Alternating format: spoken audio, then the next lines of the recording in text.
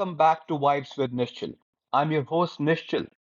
Today, we are talking about something that's super important and can actually change the direction of your life: how to discover what you're truly good at, and how to make career choices that bring you joy and fulfillment.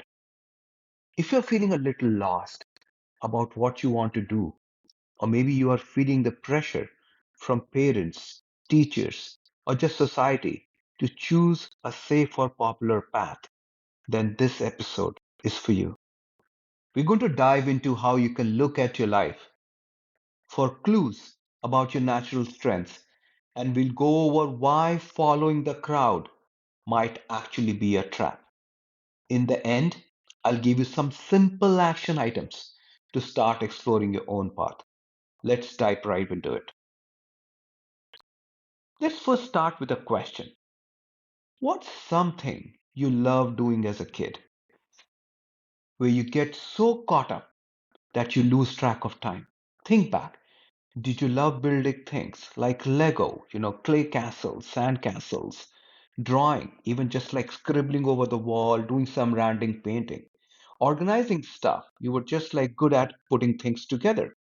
Or you were just generally helpful. You liked to be with people, you wanted to be outside, you loved making friends. When we are kids, we naturally gravitate towards things that align with who we really are from inside. That's how we were born. That's how our brains were wired in the initial years. That created almost what we call is a blueprint. These activities might seem small or random, but they hold clues about what feels natural and fulfilling to us. There's a belief that each of us has a unique set of qualities of who we are meant to be. As I said earlier, it's a blueprint, it's inside us. If we pay attention to what we genuinely enjoy and what feels effortless, we can uncover hints about our true potential. And guys, I'm not talking about playing prank or pulling someone up if that's something we enjoyed as a childhood, but something creative, something positively creative. When you reconnect with those innocent memories and activities that used to light you up, you are essentially reconnecting with that blueprint. Let's take some examples of people who followed their natural strengths. You might be wondering, how do childhood hobbies lead to a career? But let's look at some people that use their natural strengths to find fulfilling career. And they did not become successful overnight. They followed what they loved, they worked very hard, and they eventually created something amazing. There is no shortcut, there is no lottery, there is no magic happening. You need to realize your potential and keep working at it till you get it. Take Steve Jobs for an example. As a kid, he was always curious about how things worked and loved taking things apart. His father, who used to be like a magician in a garage working things on the car, looking at engines and stuff, he did not know he was going to create Apple back then. But working with his father, seeing him do those things, created that curiosity to combine technical skills with an eye for design, which changed the tech world forever. Instead of following the crowd, he trusted his instincts, his passion, and that made all the difference.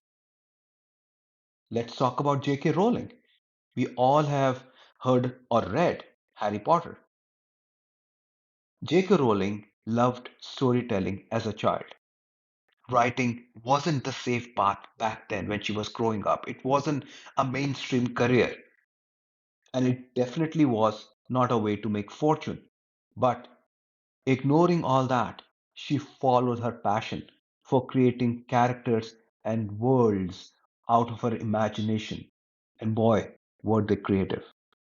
Even though she faced rejection, her passion and talent kept her going. And now her stories have inspired millions. These people didn't let external expectations dictate their choices. Instead, they listened to that inner sense of who they were, and their success followed. Let's talk about this rat race for a second. You probably heard of it. It's when people just chase after what everyone else is doing because it's a safe or popular career. They choose what might look impressive but isn't necessarily fulfilling, especially for them. Here's the catch: when you follow the crowd without thinking about what's right for you risk waking up one day feeling empty, asking yourself, what am I really doing here? That's what leads to burnout, feeling unmotivated, or feeling stuck in a job you don't even like. I can go back to about 12 years back. When I was in college, I used to love everything outside of academics. In fact, there was this college event that used to happen for over a fortnight, which is the cultural festival. And for the entire year, I'll just wait for that because I was very good at dance, drama, organizing, directing, and we used to put up these massive shows that were very popular, and I loved doing it. I absolutely loved doing it. But somehow I fell into that peer pressure, started my career in a safe job until about 12 years back. I was in a movie theater watching a movie that was made about people following their passion, and I was crying throughout unknowingly. And I realized that, hey, I'm missing something which I truly, truly love, which is, acting, directing, putting up shows. And I, right away, that evening itself, this was in Chicago, I went and signed up for acting classes at Act One Studios. I used to go there. I had a full-time job, but I used to, when I was not traveling, I was in Chicago over the weekend. I used to take acting classes there, which I did for almost a year. Then, continuing that passion, I went to Chicago Dramatist, which is for script writing. Then I went to Columbia College in Chicago for screenwriting. Then there is another very famous institution called Chicago Filmmakers, where I did my digital filmmaking. So in 1.5, 2 years I spent after work over the weekend, passionately, tirelessly, absolutely loving it, doing these things. I was almost ready to start my film career. Now, I don't want to take you in my tangent. Again, the willpower at that time was not so strong, and probably I caved into paying the bills at that time that I could not realize it, but I made an attempt and I've still not given up. So, how do you find your natural strengths? How do you figure out what you're naturally good at? Here are some simple steps to help you start discovering on what might be a unique path. First of all, reflect on your childhood hobbies. Go back to those early years. What were the activities that you could lose yourself in and that made you feel excited? Whether it was building, creating, organizing, or helping, try to make a list and look for patterns. Ask people who know you well. Sometimes we overlook our strengths because they're so natural to us. Ask your family, friends, or teachers what they think you are naturally good at. Their insights might reveal things about you that you haven't even noticed yourself. Experiment and explore.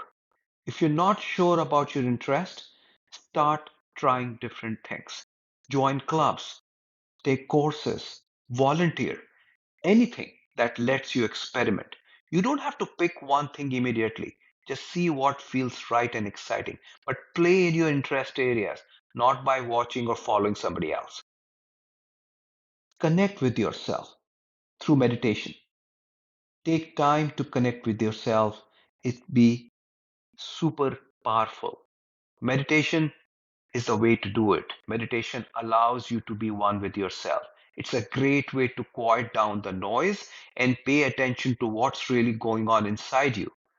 When you are in that calm state, that meditation takes you to, it's easier to recognize what genuinely makes you happy. With regular practice, you'll start to feel more in tune with what you're naturally drawn to and what feels authentic to you. Take small steps towards what you love. Once you have an idea of something you enjoy, start small. If you love creating things, try make something and share it with others. If you like helping people, find small ways to do that in your community. It's a great sign of leadership skills. You can be a great manager. You don't have to dive into full-time career immediately. Just start with whatever you like. Remember, success does not look the same for everyone. Real success is finding something you love, something that plays to your natural strengths, and something that gives you a sense of purpose.